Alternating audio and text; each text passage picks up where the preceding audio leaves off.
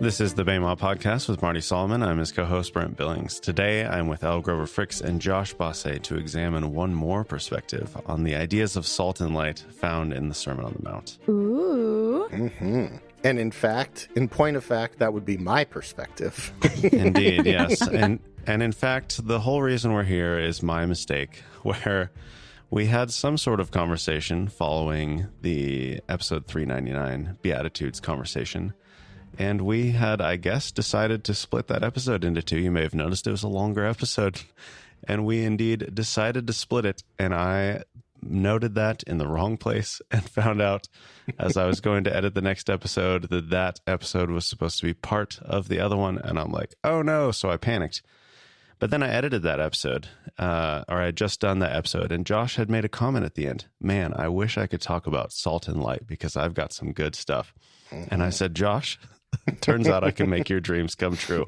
So this is a very last minute recording, entirely my fault. But we get to hear, and it's also not even Talmudic. It's more like Remezic or something. I don't know. Well, yes, it is. It is definitely more heavy on the Remezim, but we'll find out toward the end. Like, not only is it Talmudic, but one detail in particular comes from the same Talmudic passage that y'all referenced about the like, why do we light the menorah? Perfect. But anyway, I'm getting All right. so far ahead of myself. There's no mistakes. There's only beautiful surprises. This is a beautiful surprise. We get to listen to Josh. Happy accidents. That's right. Well, should I start us off by rereading the portion that we're actually talking about today? Please do. Okay. Please do. You are the salt of the earth, but if the salt loses its saltiness, how can it be made salty again? It is no longer good for anything except to be thrown out and trampled underfoot. You are the light of the world. A town built on a hill cannot be hidden. Neither do people light a lamp and put it under a bowl. Instead, they put it on its stand, and it gives light to everyone in the house. In the same way, let your light shine before others, that they may see your good deeds and glorify your Father in heaven. Now, as Brent mentioned before, this is partially a teaching that is built on my prior thoughts on the Beatitudes. Right. And of course, this is also in the context of, y'all having just done an episode or two episodes on this. Mm-hmm. So, first of all, I love those episodes. They were really good. In fact, they gave me some new little tidbits that I'll be able to build upon. That's so great. I have no memory of them. Yeah, well, Josh, you're the only one who's listened to them somewhat recently. It's been too long, so if it's garbage, you could just go out there and say it. It's okay. Josh got special pre-release copies of these episodes. Yeah. Well, no, they were very good. And actually, I'm very glad you did because, first of all, like going through all the ways that salt is used in the text, like there's a lot there. And actually, that's like a big chunk of what I have to go through when I do that teaching. But to set us up on, the right path of understanding where my teaching is coming from, just want to remind everyone, big picture, kind of my take on the Beatitudes as Jesus trying to redefine our conception of righteousness by laying out this image of community, not in terms of, good guys and bad guys, but there are some people who just don't have a lot to offer, not because they're inferior people, but maybe it's because of life circumstances, maybe, whatever. And then there are people who have a lot to offer community, and that is in kingdom logic, like there is a harmonious relationship, and the kind of hierarchical view of spiritual merit that kind of suffuses a lot of the Jewish conversations can create a sense of like, the righteous should be blessed more in greater quantity in the world to come. And what Jesus kind of underscores is that the real reward of righteousness is really just that you are a part of what God is doing in a very intimate way. And that kind of flips some of our expectations. And I love that. But Jesus goes further here. And I think he challenges us in how to do that practically and actively. And that's why I'm so excited to get into this. So can I bring together what I think I hear you saying. You can correct me if I'm wrong. Absolutely. Awesome. So you're saying that in the world, the way that the world works, not the way God's kingdom is that the world says, you don't have a lot to offer. And oh boy, you do. Look at how many followers you have. And Jesus says, no, that can go in the trash. It's not that God says some people have a lot to offer and other people don't really. Oh, sure. In God's kingdom, that's not the case. I think that conversation, like to briefly touch on that, like we talked about that a lot with regards to mourning, where it's just like when you're in mourning, you literally like you need to focus on yourself because you're healing. Right. That isn't a bad thing. Right. But in terms of practical community function, the whole community is going to be like, we need to take care of this person. And that is a place where God's blessing exists. Right. And it is equally as important. Like if we remember the bookends of that, both the person who has the least to offer spiritually and the person who is the most spiritually extravagant and even lays down their life just to fulfill God's righteousness, their blessing is that the kingdom is yours. Welcome. Like there is no distinction between those two sides. And I think that's maybe we're getting a little too deep into that, but just in broad strokes, Jesus is taking this idea of righteousness, of following Torah, and making it, first of all, not about one party being in the right and the other party being in the wrong, but is acknowledging that people, because of their circumstances, are coming from different places. If you're a tax collector and you show up to synagogue, you're going to be going through a very different journey than someone who's brought up as a Pharisee and has all this wealth of knowledge and bringing to bear. And that dynamic, it is difficult. And we experience that in our communities. And when we see our blessing in like this sliding scale of, is God going to give me what I want? That can really turn righteousness into a problem, into something that can create injustice and unrighteousness. So the first thing Jesus does, he says, well, God meets all the people who have bigger needs. And the way kingdom looks at that is it just says, blank check, we are going to take care of you. That is how God blesses you. And then if you say, well, what if I'm going above and beyond and I'm taking care of others? Do I get an extra bonus at the end of the year? And it says, dude, better than a bonus. You are just plugged into God's very presence in the world. What more do you really want? That's what righteousness gets you, not like a bigger mansion in heaven. Sure. Okay. Yeah. But that doesn't necessarily give us that kind of takes away our kind of worldlier understanding of righteousness that has this kind of hierarchy and benefits that are commensurate with our service. Like that sort of model. Sure. How many swear words you say or do not say equals the number of gems that line the sidewalk of your palace in heaven. Yes, exactly. I'm getting all the gems, baby. All of them. Right. But that doesn't necessarily tell us everything we need to know. It's a little bit like, okay, I get you're painting this radically different picture, Jesus, like it's kind of wonderful and utopian, but like, how does that actually work? And salt is the very first step we have toward understanding practically how this works. So, as you talked about in your episode, salt is used in a plethora of ways throughout Tanakh. And what's really interesting to me is that the image that sounds closest to what Jesus says is like a destructive one, right? Like salting the earth is something you do to destroy the fertility of that soil. Sure. But it's pretty clear in context that that's not what Jesus is saying.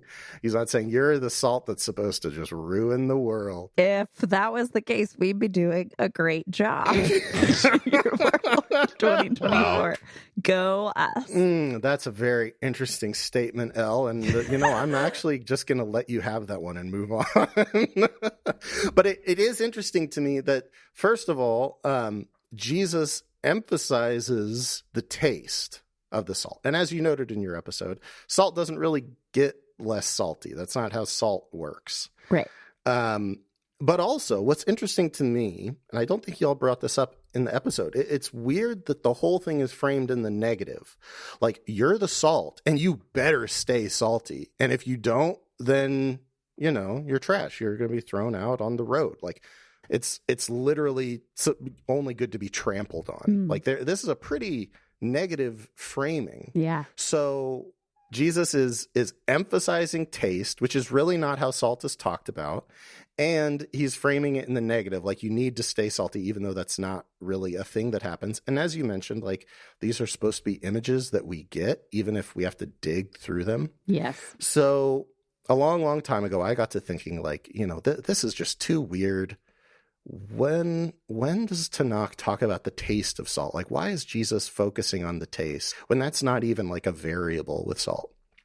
And there is only one place I found in all of Tanakh, and maybe I'm wrong about this, but there is only one place I found in all of Tanakh that talks about salt specifically for its flavor. And it was in a place that surprised me. It was in Job chapter 6, verse 6. When I saw this in your notes, I was like, I cannot believe I did not think about that aspect, because it's just like, oh, salt. Like, of course, salt is the thing. Like, I'm just looking up salt, and like, I never even considered like, oh, I should be looking at the aspects of the salt to try to find a remez. Well, thank you. That's that makes me feel good about myself. Well, I'll just read this verse. I am going to let Brent read the whole thing, but just to give everyone a snapshot, here's what Job has to say about salt. Can flavorless food be eaten without salt? Or is there any taste in the white of an egg?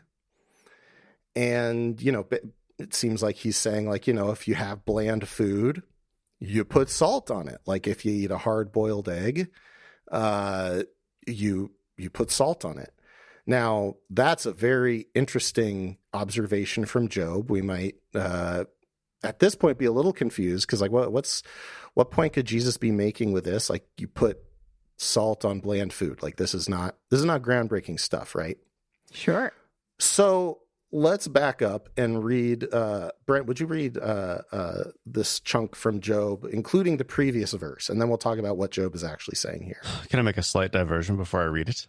So what version are you reading in? So this is NKJV because the other versions have a lot of goofy translations for the word there for egg. Yes, that's what I wanted to ask about. The word there is chalamut, which the root has to do with dreaming, but it's this idea, I guess, of something that is insubstantial. So that's where they get the connection to bland food. And to be honest, it's talking about the mallow plant or these other things would be very confusing. And the white of an egg is like, oh, that's a perfect metaphor that we can understand in the modern day. So I went with NKJV just because they kept it simple for us. Well, I agree. And thank you for your service. Okay. Does the wild donkey bray when it has grass, or does the ox low over its fodder? Can flavorless food be eaten without salt, or is there any taste in the white of an egg? Well. This is interesting. Elle, what do you have to say about this? What I have to say about it is, I'm all for eggs, and I like eggs, and I like eating eggs. And also, the word, like you perfectly said, chalamut, is there any taste in the white of a dream? That's just good. Like, you need salt with your dream. Yeah, I'm excited. I'm excited if that folds in any way. It's half-baked. It's underbaked at the moment. But I'm sure when you exegete it, then it'll be a great toad in the hole. Yeah. And, from the culinary perspective, because I do love cooking, if you slightly underbake or undercook a boiled egg and it's like a nice jammy center, that's good. That's really good. Y'all should try that. Anyway. I don't think we can legally advise anyone to undercook their eggs, but if you want to, yeah, sure. Make your own decisions there. That's true. I'm just, they have those little disclaimers at the bottom of the menus. What's life without risk? I know. So if people are like, what's the Bema food menu? just throw that little disclaimer in there at the bottom. It's not really undercooked, but especially if you're in Europe, you're allowed to do that because eggs are pasteurized. So there. But anyway, Okay, Josh, what is Job talking about? Usually he's upset. Why is he talking about eggs and donkeys? yes, exactly. So he's making a comparison here. He says, do animals complain when they eat food like grass or other bland things? No, of course not. They're perfectly content. But if a human being eats something bland, they put a little salt on it.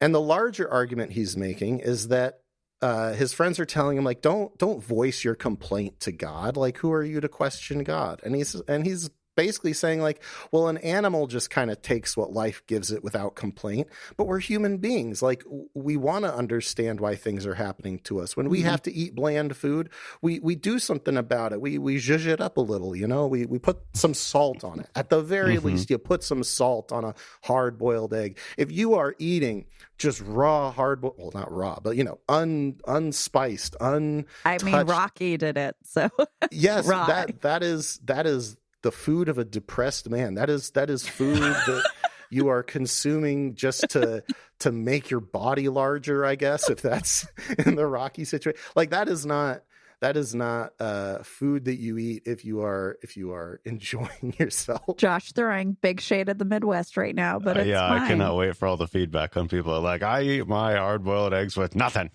and I love it. You know what? And like I have. Well, anyway, we cannot get onto this rabbit trail. It's okay because Josh has some Western friends. Oh my gosh. Oh golly gee. Well, so the point that Job is making here is that, like, I am a human being in relationship with God. I'm going to complain because God has done something and I want an explanation for it. I'm not an animal that just takes being hit or eating crummy food and just accept it. Like, I'm gonna ask. I'm gonna try and put a little salt on it. I love that as a contrast to dialing in here, trying to put eggs behind me. So much of the time when we talk about, like, what does it mean to be made in the image of God and we're different from animals, blah, blah, blah, blah, blah. It has a certain definition, a certain expression. Most of that is totally fine, but you don't often hear, like, creative discontent is part of what it means to be human.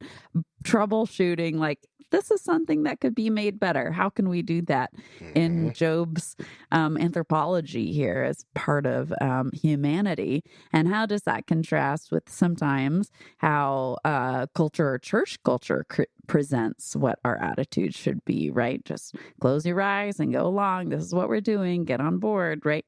Pretty compelling response to that from Job. So yes, and I mean, if we think about it too, there's a lot of those vibes, and just kind of taking our licks and not complaining about it. But there is something about we talk about Shabbat and partying and the command to party, or God will put us to death. That's in the podcast. We've said it. So, and I think this carries a small seed of that. Like, even if all you have to eat are hard-boiled eggs, you're still going to put a little salt on it because we're compelled to want to enjoy God's creation. That's like a fundamental aspect of our relationship with God in the world. And it is that difference that is what distinguishes us from an animal-like existence. And now we can understand Jesus clearly. What's he saying? Why is he framing this in the negative? He's saying you're supposed to be salt.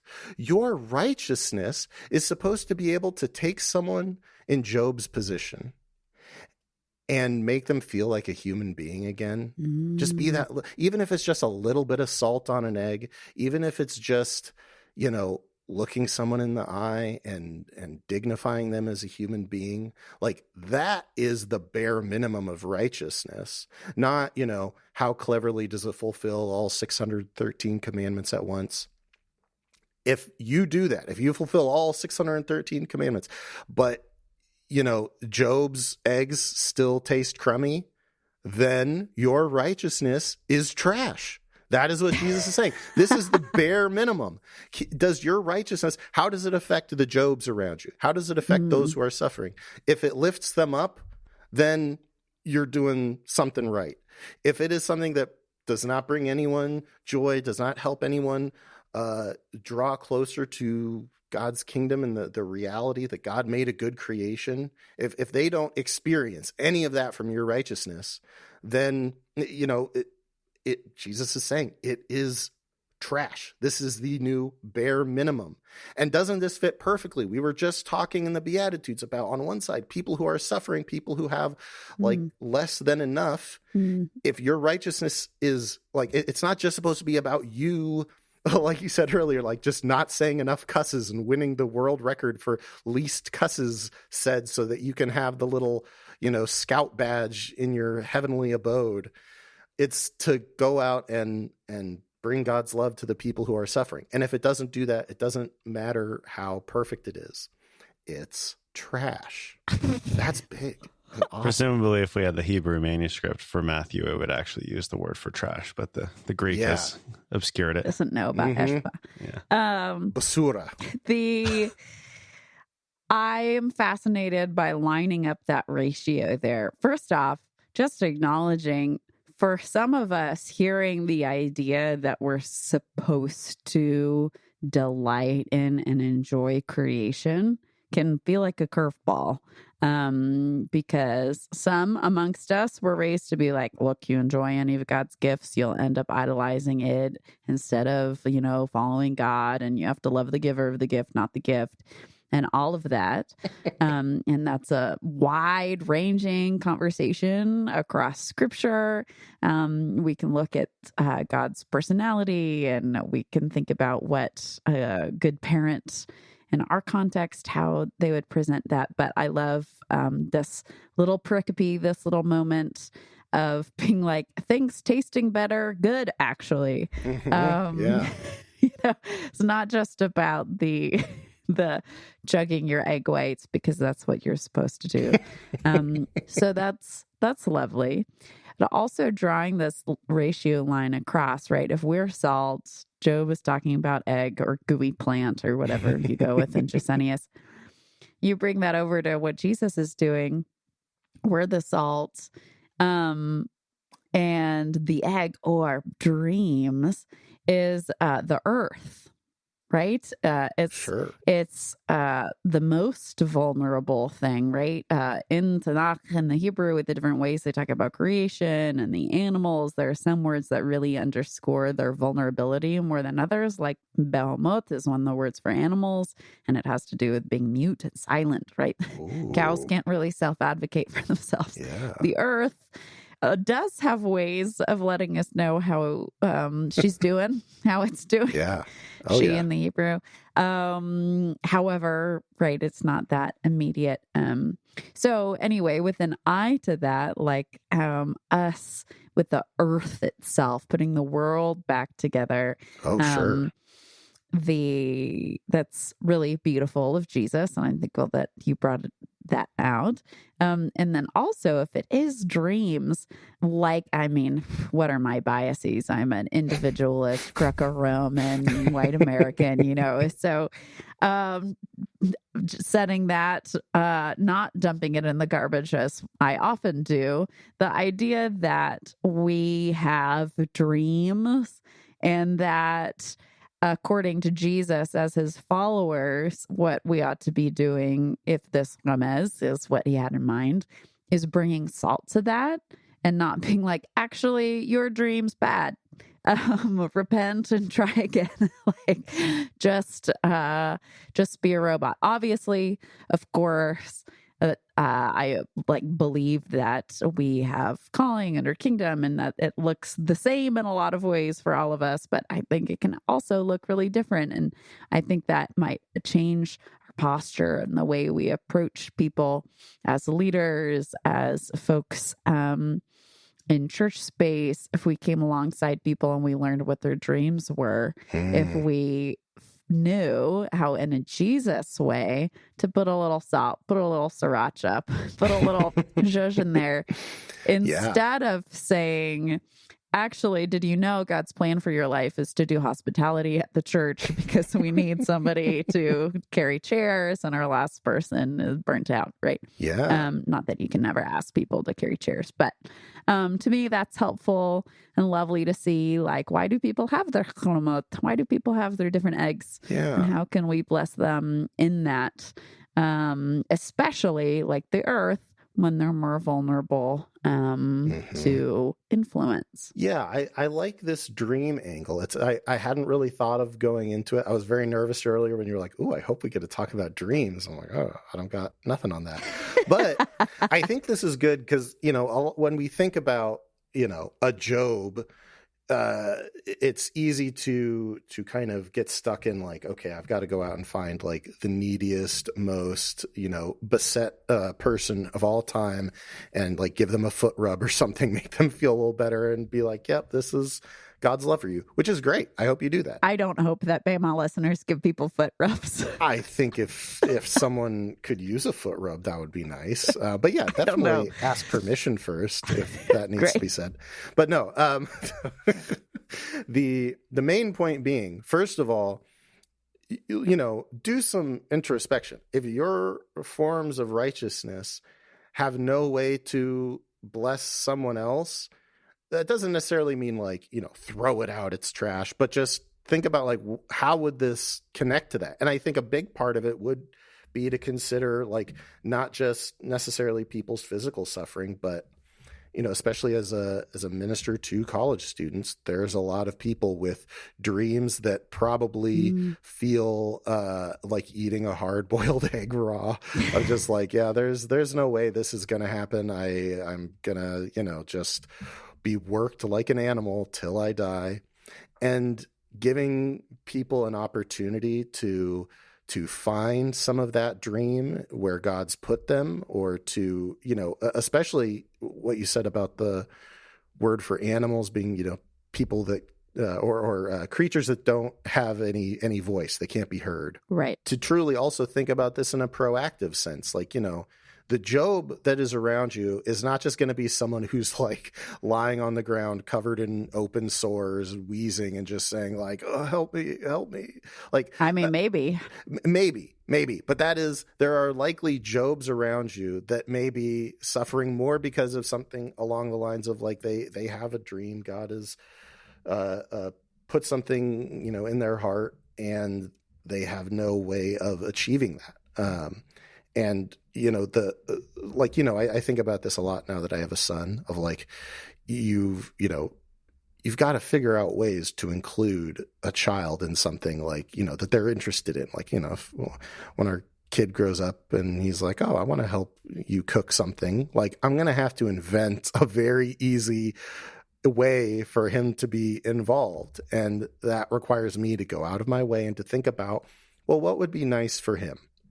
Sure. And I think that's the vibe here. There's an empathetic level to it, but the part that I want to emphasize, I think is really important, is that like, does our righteousness actually alleviate suffering around us? And that can be applied on all these different levels and all these different ways. And like you said, even beyond the scope of just people, it can influence how we think of stewardship of the earth or the other things God has given us.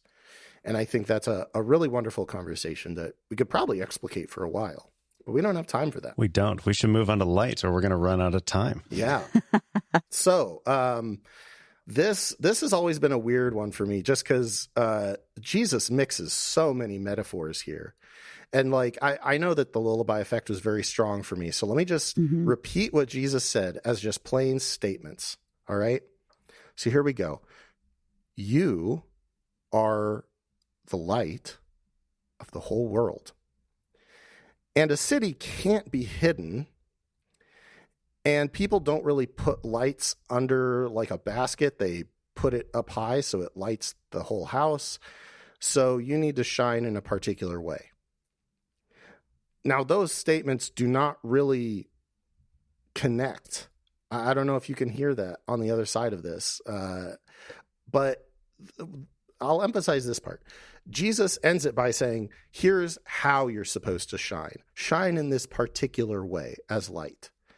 But the images he uses before that are about like whether you can be seen or not, which feels much more of an issue of like, you know, is the like that doesn't really have to do with how the light is shining. It's more like, is the light visible or not? It's kind of a different image. Like there's a discordance there. Am I the only one who is hearing this? Yeah. Now that you say that, the whole city part is a very strange like insertion in an otherwise conversation about light. Yeah, exactly. Why is that the very next thing he says? Like, you're the light of the world. Also, you can't hide a city if it's all the way on top of a hill. And it's like, okay, that's also weird because like, you know, hills are weird things. If you build a city on it, like depending on where it is, it might be able to be hidden if you're on the wrong side of the mountain or whatever. Like what is being said here? So once again, I think, you know, maybe this isn't a straightforward image, just like with the salt. Maybe, you know, there's a remez here. Now, this is the big stretch. This one, you know, you can be a little skeptical, and I'll forgive you. I'm a little skeptical. But as I was studying this, I'm like, okay, we had salt. I looked for salt plus taste. I found exactly one result in the whole Tanakh. Maybe there's an ultra-specific thing Jesus is referencing here with this city on a hill. And at first I wasn't very confident because, you know, there's lots of cities on hills, and there are a ton. But I only found one place in the Torah where it uses those terms like all in one verse, where it says, you know, there was a hill, and then they put a city on top of that hill. And that is in 1 Kings chapter 16, verse 24. Brent, would you do the honors? He bought the hill of Samaria from Shemer for 2 talents of silver and built a city on the hill, calling it Samaria, after Shemer, the name of the former owner of the hill. Well. Elle's face right now. Josh put in his notes, wow, big if true. And before he had a different reference there. So when I did my prep, I was like, I don't know where he's going with that, but I guess I'll find out. I'm sure it'll be great. Now that the reference has been updated, I'm very excited. Yeah, what a beautiful little accident that now you get to experience this live. Yeah, that jumped out at me too when I saw that the only place where those terms kind of all collide was talking about Samaria, about Samaritans. Ooh. Man, if I know it's a stretch, but if is it? But it's pretty juicy for Jesus to be like, people could see how we treat Samaritans. It's right out there, you know? It is. Samaria's right there. There is. So there's that. Okay, this is partially because I'm on this kick. I've been doing this series, Talmudic Matthew, right? Mm-hmm. One of the cruxes of this Talmudic Matthew conversation, right, is whether Jesus would have been raised with these conversations that predated his existence as part of the Jewish milieu of talking about the text. And one of the big components of that is that there was this pre-existent set of teachings, because one of the defining characteristics of the Samaritans, which we've talked about in other episodes that I'm sure Brent will link in the show notes, is that they rejected the Babylonian, what would be the Babylonian Talmud, the set of teachings that everybody came down with, and they moved back into the land. That was their big discrepancy. There is some racial stuff there, but more theological stuff. And so Jesus being like, you know who you could be more like? Samaria, which he has these different, little shade see-throughs on Talmud throughout his time on the planet, right? We have the different sections where it says like, and he didn't wash his hands, and everybody freaked out. And I think the gospel writer says like, because it was against tradition. And that tradition is the tradition of Talmud. It's not just a free-floating thing. It's from Mishnah. Also, we gotta face the fact that tradition was right on that one. Washing your hands, great idea. Especially you heard it here you first. Eat. Josh says, don't be like Jesus. Jesus is just, enjoying microbiome of his, whatever. Are you thinking of the Woman at the Well episode that we did in the John series, or is there another? There's twice we've talked about Samaritans. Once with Reed Dent on the parable of the Samaritan person. Okay. and then also the woman at the well. Now, I'm actually very glad you brought that up, Elle, because, in y'all's conversation, one of the things you talked about with the city on a hill and light was, of course, the temple. And in point of fact, theologically speaking, the big beef between Samaritans and the Judeans was, where are we supposed to worship? And the Judeans said, here in the temple in Jerusalem. And they said, nope, on Mount Gerizim, that is also in our territory. So, you can dig into the text. It's a very, as the Tanakh records it, it's a very old thing going back to the original division between the North and South.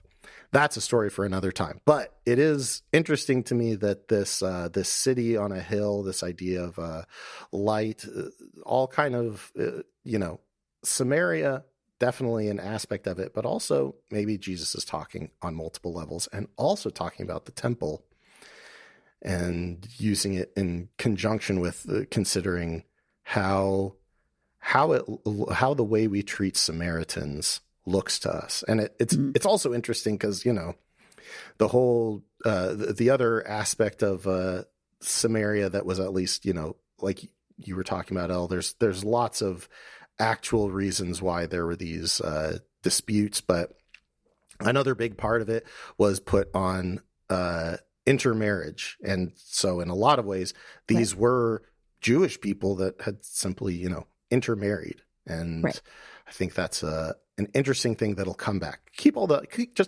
in the back of your head because we need to move on. Well, yeah, one more thing. I won't let us go that easy. Okay, please. I'm like, you're trying to canoe us forward, and I'm like desperately paddling the other way.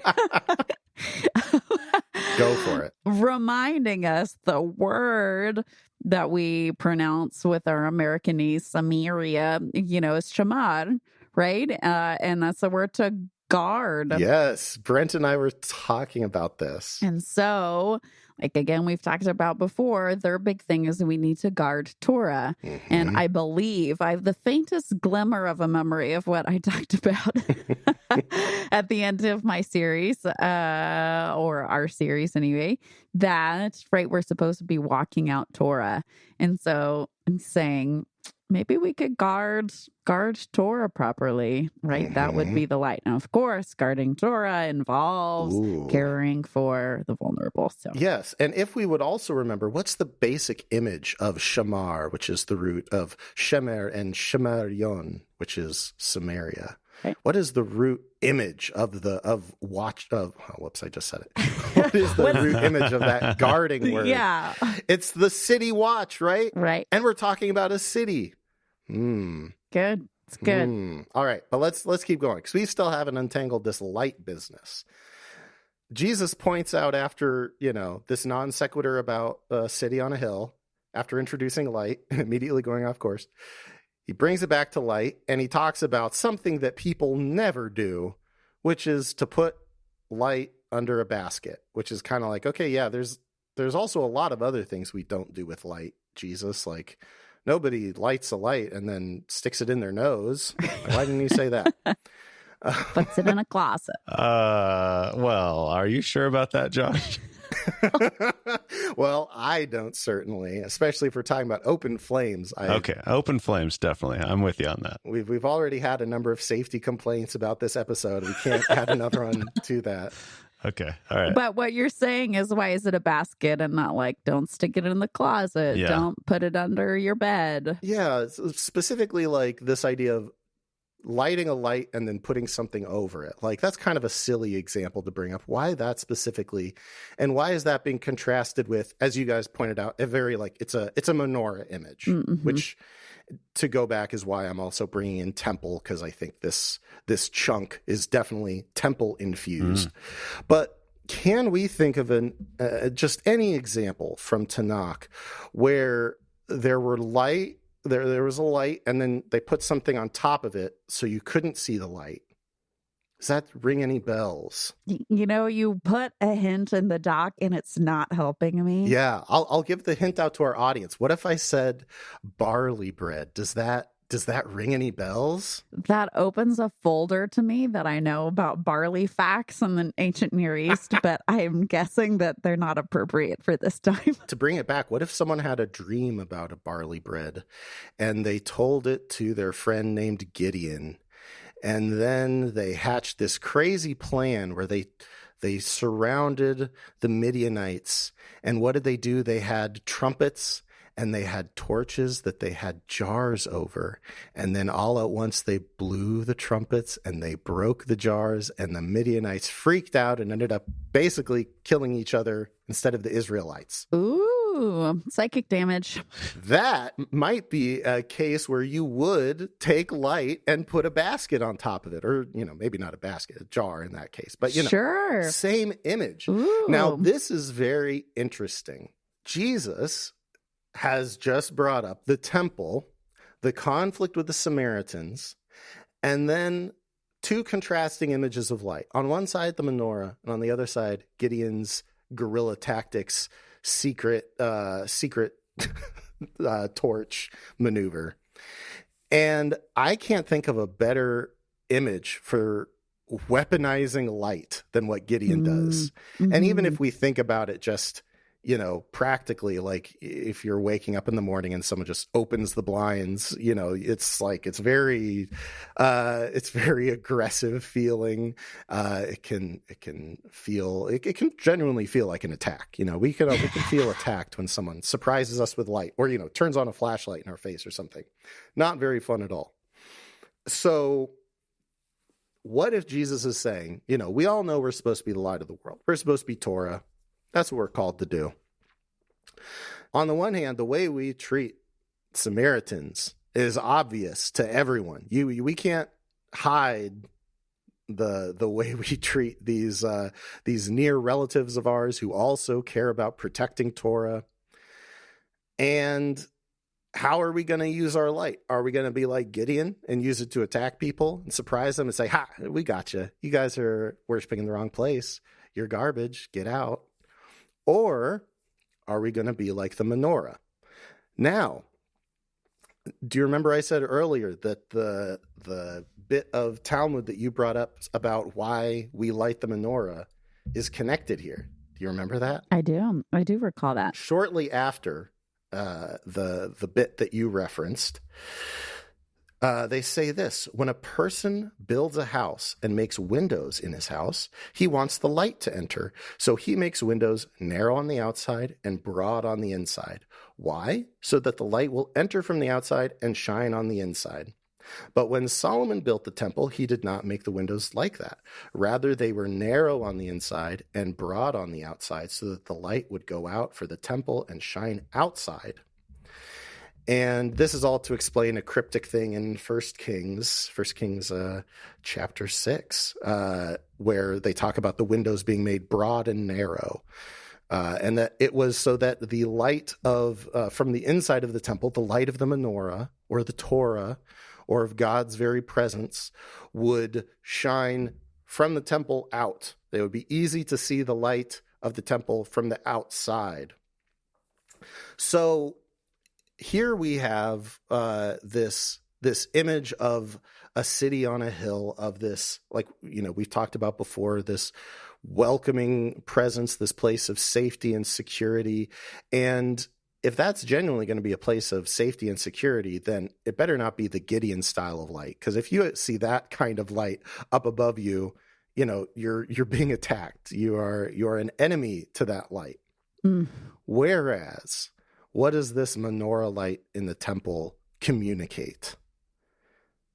One of two things. If you are seeing the menorah light, it is, well, actually, let's go back to Jesus's image of a light that shines through the whole house.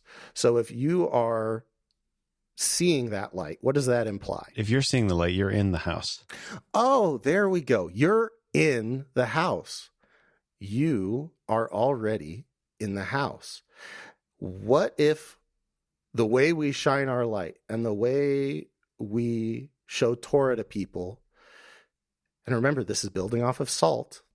We got to be alleviating suffering. What if then the light of Torah, the next step, hey, come into this house, Or, as Brent said, maybe even a realization that you're already in the house.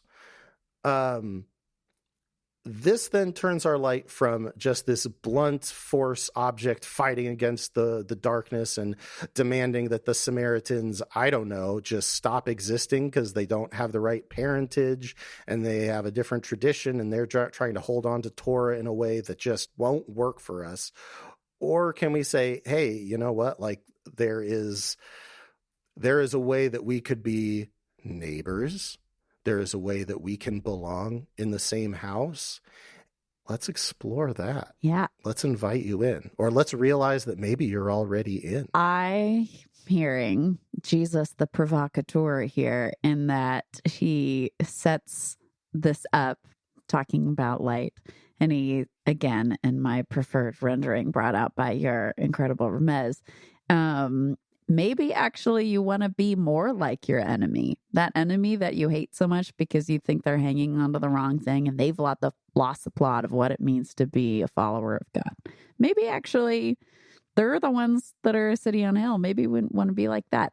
Not quite exactly saying like Mount Gerizim was actually right, you guys, right? Because that's not what's important in the moment. But, yeah, getting right under the skin. And then once he's there, saying, and while we're at it, this light that you are, the light of Torah, as we talked about in the episode with Marty. Is Marty on that one?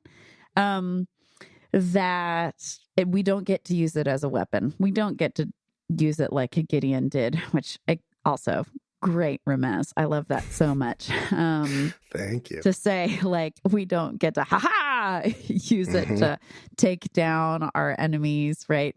Because we do try to often weaponize the good gifts that God has given us to make ourselves feel better on the hierarchy or keep other people down or, accomplish something for the sake of our own ego or our own personal empire. So Jesus being like, that's not what Torah is for. That's not what your walk is for. That's not what our identity is and who we're supposed to be. That matters how we use those things. And so being like, or it's about hospitality. It's about bringing in. It's about illuminating, warming community, helping those in need, not about bashing your enemies and then trying to exert our own power over, which in contrast with salt is pretty cool because what's the homophone for malach? Is malach. Yes. Which kingdom, means to reign. Right. So to reign over, to rule. And we can sometimes struggle with that dichotomy of like, okay, being made in the image of God, that has like some kingship language in it. So we're like the heirs of Jesus. We've got power and authority. And then we don't know how to reconcile that with like, but we're also supposed to wash people's feet and be servants and like die rather than, live for our own greatness, et cetera, et cetera. And Jesus just like puts the two together right next to each other. I love what you're doing this because if we think back, this isn't in the notes at all. Do we remember why, according to the biblical narrative, why the Northern Kingdom created this different worship site and centered on Mount Gerizim? Do we remember what was behind that? Rehoboam was off his rocker. Yes, Rehoboam he was on one. Pulling deep. But I got one king name and I'm going to quit while I'm ahead. So we have Rehoboam, who took over for his dad, Solomon, who, in the course of the temple project, had to do some, let's just call it light slavery to the Northern Kingdom. And they were not a fan of that. And what Rehoboam did was double down and say, oh, you think my dad was bad? Oh, right. He whipped you with thorns and I'll whip you with scorpions or something like that. Yeah, he has bad advisors. I remember this now. Yes. Well, he has some good advisors and then he listens to his boys instead of the advisors. Boys with a Z. Yeah, there's the ultimate point being that the northern tribe breaks away because the tribe of Judah is literally enslaving them. And then Jeroboam, who becomes the king of the northern tribes, South, he says, we cannot have everyone going to the temple because Judah is going to leverage that to control us. Right. So I'm going to create places so that they don't have to go to the temple. Right. Now, if we talk about weaponizing light, and especially about reign and rulership, if people are afraid to go to the temple because they're worried about being oppressed or scammed or abused, then Right. even if we're doing our very best, the light is still going to be a Gideon kind of light. Right.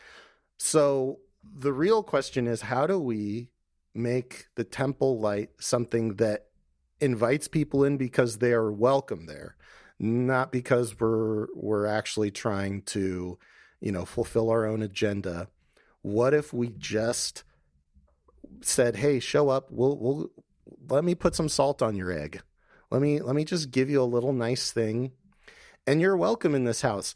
Not because, this is where we're going to clap chains on you and try and take something from you. But, and this is where I love your point, Elle, of, we might in that process come to some hard realizations that perhaps our enemies understand some things that we do not, that we need to understand to be a body that is whole and bearing the full image of God and the full image of Christ. That is so important, and we never get that. Well, I mean, we'll never get there with the rigid morality hierarchy of, the righteous people get the big houses and everyone who's suspicious gets quarantined and thrown into the slums and whatnot, pushed to the margins. And those people in the margins, one, they need to be taken care of. Otherwise, we can't even call ourselves righteous. But then two, when we think about how our light shines before men so that they give glory to God, we have to consider that our enemies, the people on the hill, over on that hill over there that we hate so much, they genuinely might understand something about God that we do not, and that we genuinely need in order for people to see the light and give glory to God instead of see our light and, like with Gideon, go, oh my goodness. Even if I'm in danger. Right. Even if they're wrong about Gerizim, right? Those aren't mutually exclusive. Yeah, to that point, the Samaritans only ascribed to Torah, right? The first 5 books. So if we're talking about Samaria here, the very next thing Jesus says is, do not think I have come to abolish the law or the prophets. I have not come to abolish them. Like, that part's not wrong. You've got that going on. But there's something we can learn from them. And if we remember Jesus's conversation at the well, he talks explicitly about the 2 locations. And he says, okay, you guys are wrong. It is supposed to be the temple. But guess what? That doesn't even matter. We're not going to be going to the temple for much longer. We're going to be worshiping in spirit and in truth. And I think that perfectly encapsulates this dynamic of, like, even if whatever enemy it is, whatever Samaritan group it is, whether it's conservative Christians or progressive Christians or, who knows, Muslims, Jews, like anyone out there that you're looking at, like they have it wrong. If you are faithful to what Jesus lays out here, oh man, those are some big words, but I'm going to say it anyway. If you can be faithful to that and trust that, God is doing a work through us and in us, and that, at the end of the day, God's will be done and all will be made clear. What is we can see the damage that comes from Gideon's light. And in fact, if we look at the rest of Gideon's life, he ends up taking temple stuff and using it for profane ends. And similarly, when we look around today at the world witnessing how the church behaves, they're not wrong to come to some of the same conclusions. And maybe that's not happening in your church or in your heart specifically, but we do have to consider that if we are going to be the light of the world, that a big part of that is not just us being perfect, pure light. It's about us being a kind of light that invites people in and that helps both the other and us realize that maybe we're both in the house, and there are going to be things that God teaches us wherever we go and wherever we are called. And it's easy to be like Gideon. It's easy to be scared and want to just be, this is my light. This is the truth as I understand it. And I'm going to hold to it as tightly as possible because I'm scared. Like, That's normal. We all feel that way. But we've been called to be, reaching for something higher. This is not easy stuff that Jesus is laying out here. Telling a Jew like, hey, let's talk about, maybe the Samaritans are onto something. Like, those are those are crazy words in Jesus's time. And maybe we should think about what would also be sounding crazy to us in our own comfort zones. Good stuff, Bossé. So good. I love it. We do have one more episode next week to wrap up this Talmudic Matthew series. But yes, I'm glad we got to add this extra conversation from you, Josh. It was good stuff. Heck yeah. I love it. Party on. All right, you can go to BehemothDiscipleship.com to find the show notes. Those 2 episodes that Elle referenced will be there at least, if not other things. I don't think so, but you never know. What I'll find as I edit, all that will be there. You can get a hold of us with the contact page. It's the best and most up-to-date way. That will be on that page. So thanks for joining us on the Behemoth Podcast this week. We'll talk to you again soon.